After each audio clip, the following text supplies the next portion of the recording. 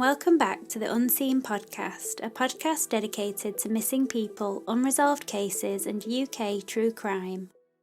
Today we are going to look into the mystery of Peter Bergmann. In 2009, a man arrived in Sligo, a town in County Sligo in the Republic of Ireland. He explained that his name was Peter Bergmann. However, it would soon become apparent that this man was not who he said he was, and his identity and life would be the subject of a huge investigation. For this episode, I have used the extremely well-written and fascinating short film which was made about the case called The Last Days of Peter Bergmann. As always, this episode contains descriptions that some listeners may find distressing, so listener discretion is advised.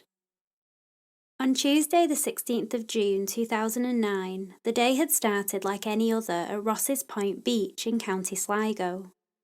Ross's Point is a village but also a peninsula in County Sligo and is a popular spot to visit for locals due to its peaceful beach. It is often a place where people can be seen wandering up and down and taking part in water sports such as surfing. This was particularly the case during the early summer, such as the 16th of June, and early that morning Arthur Kinsella and his son Brian visited the beach at shortly after 6 a.m. Brian was due to take part in a triathlon and had taken to training early in the morning. This particular morning Arthur had also gone with him to have a walk on the beach. The pair, while walking along, noticed something that looked a little out of place. Arthur looked closely and initially believed that someone had dumped something that looked like a mannequin. When he looked closer, he discovered that it was not a mannequin, but the body of a man. Arthur could see that he was elderly, and he initially believed that the man must have drowned from being on the beach. Arthur reports in the film The Last Days of Peter Bergmann that he called Brian over, and the pair said the Lord's Prayer out of respect for the man. They then contacted the Guardai to let them know that they had found a body at Ross's Point. The officers attended the scene and began to process the details about the man. It was quickly apparent that he did not have anything on him that would point to his identity. No driving licence, bank cards or passport to identify him. It was initially unclear to the officers what had exactly happened and what the cause of death was, as outwardly there did not appear to be any indication. The scene was processed and the man's body was taken to the morgue to be analysed closely. He was described as around 5 feet 10 inches tall and had blue eyes and a tanned complexion. He seemed to be between the ages of 50 to 60 and was of slender build with short grey hair. He appeared to be neat and tidy, was clean-shaven and with combed hair.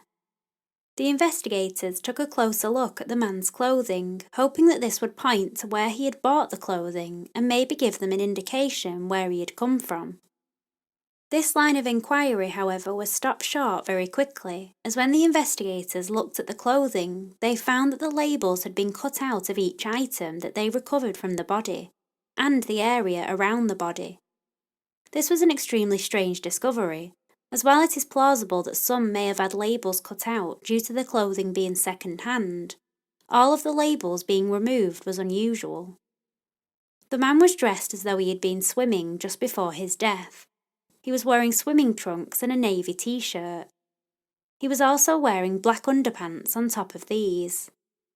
The fact that the labels had been cut out of the clothes was odd, however officers were keeping an open mind to the concept of identifying the man, as it was clear that he must have been seen by people in the general area of the beach that morning and possibly the night before.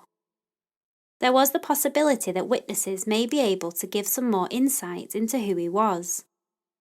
On a search of the beach, the officers were also able to find some other objects that they believe may belong to the man. These were found around 300 metres from the body. It is reported that some clothing was found, among these objects including a black leather jacket, a jumper, trousers, shoes and socks. There were other objects also found, a packet of tissues, some cash, some blank pieces of paper, some aspirin, a watch and a bar of soap. These items were taken as part of the investigation and with hope that they would point to an identity. Fingerprints were taken from the body and other body samples were sent off for further analysis. Investigators also believe that they may be able to gain some information from CCTV that was in the area, and this became a huge part of the investigation. Officers put together a description of the man and began to track down witnesses who may have been on the beach that day. They were able to find some witnesses who had seen a man that fit his description. They described seeing a man walking along the beach who did not seem to fit in. The reasons for this they described was that he was dressed very professionally with a newspaper under his arm and did not appear to be dressed for the beach. He had apparently rolled the bottom of his trousers up and was walking along the beach with his feet in the water.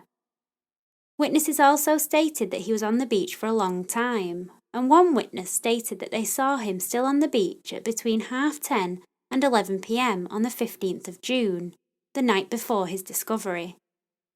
It was clear that the man had travelled to the beach intentionally and had chosen to spend that amount of time there. There were many questions that still needed answering. Why had he travelled there specifically? What had happened to him overnight? And most importantly, who was he? The fact that he had no identification and had removed all clues from his clothing led police to wonder whether he wanted to be identified. But if he didn't want to be, the officers had to try and piece together why. CCTV became extremely important in this case as it seemed to be the only way that the investigators could get to the bottom of where the man had come from and how he had travelled to Ross's Point. A timeline of events in this case was crucial to finding out more information. The investigators collected CCTV images from Ross's Point for the 15th of June, and they got a break in the case when they spotted the man getting off a bus in the area. Investigators discovered that the bus had departed from Sligo town centre at 2:20 p.m. and had made the journey of around 25 minutes to Ross's Point, where the man alighted. The investigators now knew that as he had used public transport, it was possible that they would be able to track him further on his journey. They used this information and began to look into where the bus had come from, and then if they could find the man in and around Sligo town centre. It would turn out that the man had been picked up a number of times wandering around the town centre, and from these CCTV images, the police were able to put together a very detailed timeline of events in this man's last days. They were able to establish that he was first seen in the town on the 12th of June, 4 days prior to being found on the beach. Having analysed CCTV from not just Sligo but from the surrounding areas, they were able to find that the man had boarded a bus at Ulster Bus Depot in Derry on the afternoon of the 12th of June and arrived into the Sligo station at around 6:30 that evening. They saw that the man was carrying a black carry-on luggage bag and a black shoulder bag. The man was then seen getting into a taxi, and he was later noticed on CCTV arriving at the Sligo City Hotel. This was a significant lead for the officers, who could now see that the man had arrived not long before his death, and appeared to have travelled with at least some luggage. The question now was what happened to the man between the 12th and the 16th of June. After discovering where he had originally come from, the police were able to trace the man to the Sligo City Hotel, and after investigation at the hotel, it was found that the man didn't have a reservation when he arrived. He was what the hotel staff called a walk-in, someone who arrives and takes whatever rooms are free at the time. The man checked into the hotel for 3 days and gave the name Peter Bergmann. He also gave an address for somewhere in Vienna, Austria. The police checked the hotel records and it was found that there was no identification requested from the man, and therefore this name could not be checked. After this information was found by police, they were then able to try and have a look into the man's background. They did a search for the name Peter Bergmann worldwide to try and find someone fitting the description of the man that they had found on the beach. This search came up empty, however, and they were unable to find someone who fit his description with that name. They then did a search on the address that the man had given at the hotel, and this resulted in a shock. The address given led the investigators to a lot that had been empty for a number of years. While the investigation had not led to the man's identity, it had led them to establish that the man was not Peter Bergmann, and he did not live at the address that he had provided in Austria. Despite police now knowing that he most probably was not called Peter Bergmann, this was the name that the unidentified man came to be known as. The hotel staff knew him as Peter Bergmann, and they were able to provide the investigators with some information about his movements in the 3 days that he stayed at the hotel. The receptionist explained that when the man signed in, he paid for the 3-night stay in cash, and became known to staff at the hotel, as he would come down for breakfast early, and then return to his room not long before 8:30 a.m. He would frequently come in and out of the hotel during his time staying there. One of the members of staff in the film The Last Days of Peter Bergmann explains that on Saturday the 13th of June, the day after he had arrived in Sligo, she had an encounter with the man she knew as Peter Bergmann. One of the cleaners had attempted to go into the room to clean it, but was unable to get in. She called the staff from downstairs and a member of staff went up to the room. She opened the door and realised it was Peter Bergmann's room, as he was stood just inside the door. She explains that he looked a little startled, as though he had been caught off guard, but also states that he looked relieved when he realised she was a member of staff. She stated that she wasn't sure if he had been expecting someone else to be entering the room, but seemed happy when it was someone from the hotel. The police were also able to trace that the man had been to several different places around Sligo within that 3-day window of time that they knew he was there. On that same Saturday that the reception staff had been to Peter Bergmann's room, he was also spotted in the town. The CCTV captured the man going into a local post office at 10:49 a.m. He bought 8 stamps and some airmail stickers. This purchase told police that he had some people who he had wanted to contact. Sadly, these stamps were never traced, and there was no record of where the man had posted this correspondence. The next day, on the 14th of June, the man again left the hotel at around 11 a.m, and this time the CCTV shows that he got into a taxi. The taxi driver was traced from the CCTV. The man had reportedly got into the taxi and asked for recommendations of a nice quiet beach where he could go and have a swim. The taxi driver reportedly suggested Ross's Point and drove him there. The man then got out of the taxi and then just looked around.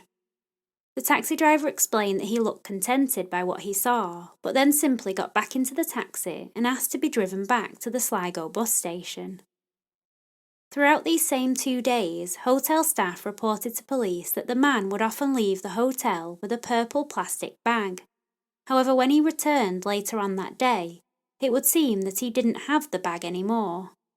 The next time the staff saw him, he would again have the purple plastic bag with what looked like objects inside it. The police checked on the CCTV from inside the hotel and out in Sligo, and it did appear that the man often exited the hotel with the plastic bag, which usually looked at least half full. When he was seen returning, he then didn't have it. The police came to the conclusion that he was getting rid of the objects inside the bag somewhere around Sligo. However, when the police looked at the CCTV, they found that wherever the man was putting these objects was out of sight of the cameras. On Monday the 15th of June, the man requested a late checkout, as this was the last day that he had paid for at the hotel. It is known that the man came down to the reception desk and checked out at 1:06 p.m. He left the hotel with a black shoulder bag, a black luggage bag, and again the purple plastic bag. The police noticed when looking at the CCTV, however, that by the time he reached the bus station, he had disposed of the black holdall somewhere en route. It is reported that the man walked up towards the bus station, and that when he arrived at the shopping centre, he decided to stop there and wait for a few minutes. He then set off once again and arrived at Sligo bus station. He went to the cafe that was located in the bus station and ordered a cappuccino and a ham and cheese toasted sandwich. The CCTV showed that while he ate, he opened up little pieces of paper that were in his pocket and was reading them. When he had finished, he ripped up the paper and threw it in a nearby bin. Sadly, as the police were looking at the CCTV days after the 15th, they weren't able to find anything of note in the bin. The man then got onto a bus heading in the direction of Ross's Point and asked for a single ticket to that destination. The bus left the bus station at 2:20 p.m, and the bus driver was later able to confirm that the man did exit the bus at Ross's Point. It is then known that the man got off the bus and was seen by lots of people on the beach. The witnesses who were there at the time explained that they saw him walking along with a newspaper under his arm, and there was no mention from witnesses of him having any bags in his possession. In fact, witnesses described him as looking out of place but relaxed, as he seemed to be enjoying walking through the water. This is where the investigation hit a stumbling block, as there were no other reports from witnesses who saw the man in the early hours of the morning or saw what may have happened to him. The police were left with a huge number of questions. Why had this man planned this trip to Sligo? Where had all of his belongings gone, and why did he not want to be identified? The investigators turned to the post-mortem in the hope that it would give some indication about what could have happened to him. The crucial conclusion from the post-mortem report was that the man had died from drowning, and that there were no signs of foul play. The medical examiner explained that there were no indications that the man had died as a result of homicide. The man's teeth showed signs of dental work, and they were in good condition. The post-mortem, however, also indicated that the man's health in general wasn't good. The medical examiner found that the man was in the later stages of prostate cancer and had a number of bone tumours. They found evidence that the man had had heart attacks in the past, and that he only had one kidney.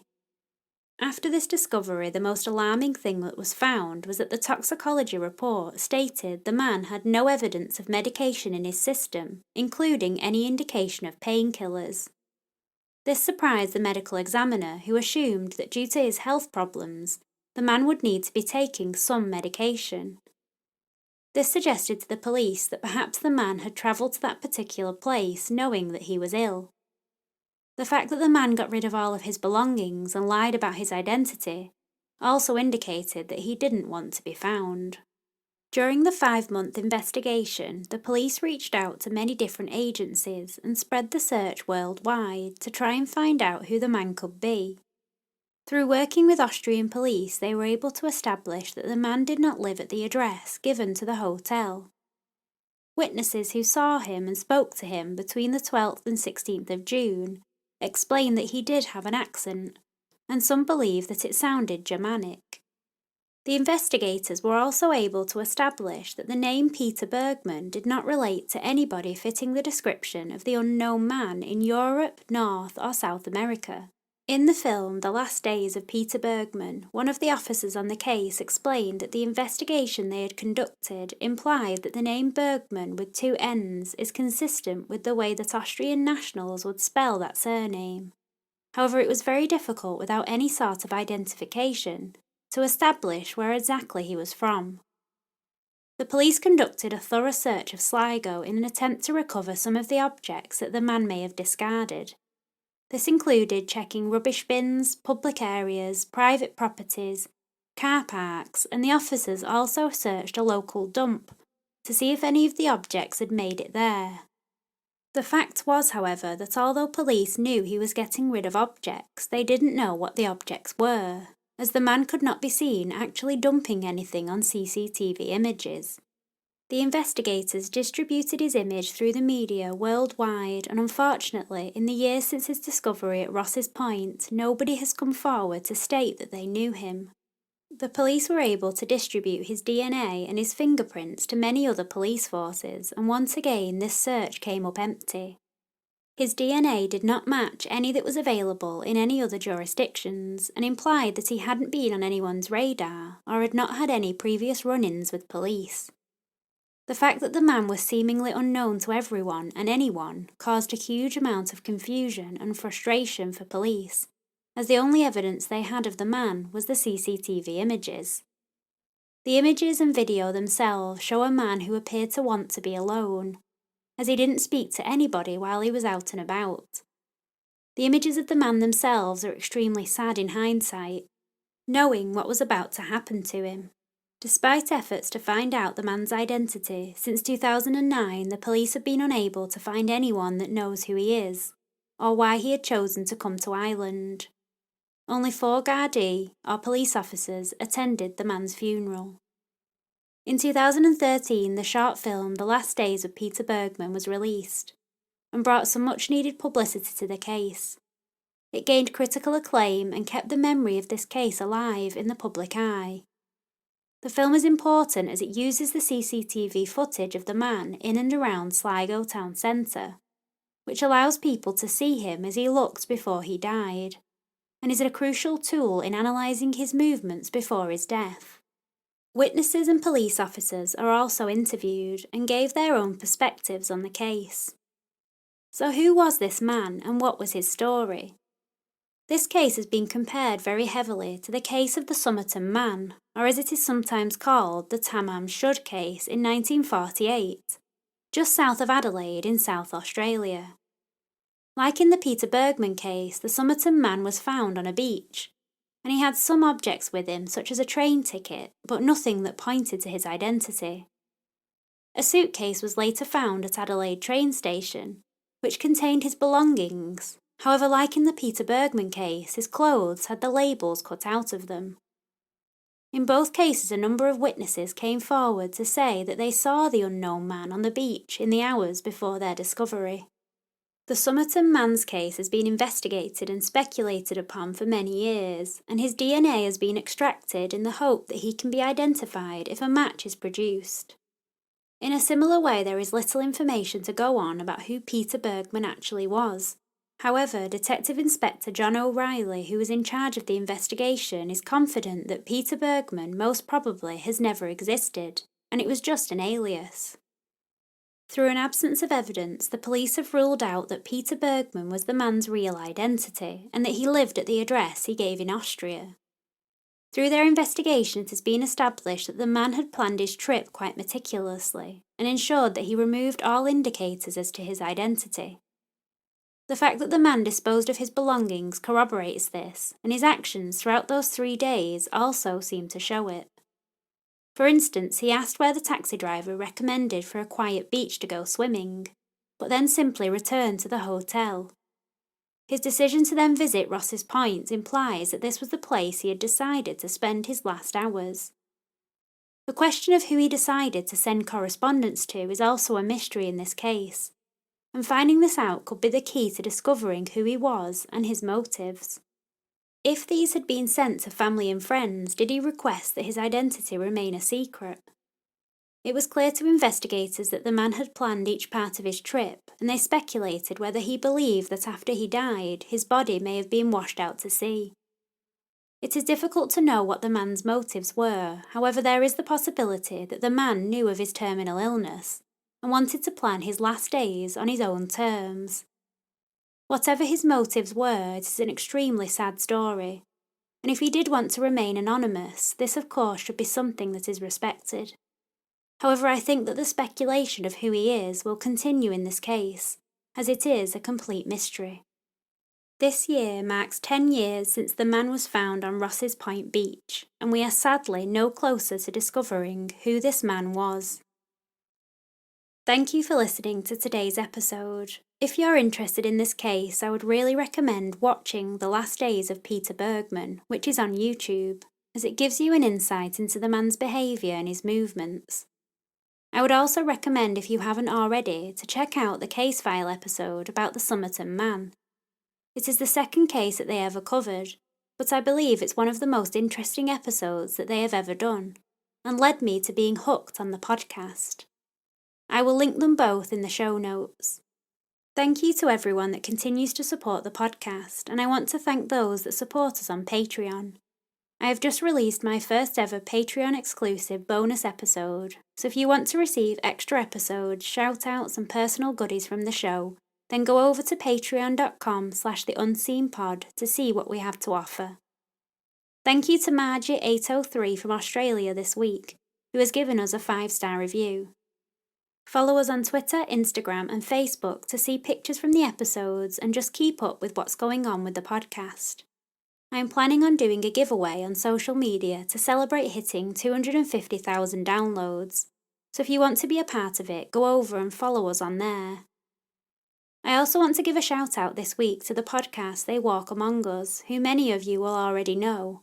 However, they've just published their book and it's amazing. So if you're interested in reading about more British crimes, I would recommend you go and get it. And it's also available as an audiobook. Stay tuned this week for a promo from the Mysteries and Urban Legends podcast, which takes an in-depth look at everything mysterious. Once again, thank you for listening to today's episode, and as always, I'm Caprice, and this has been Unseen.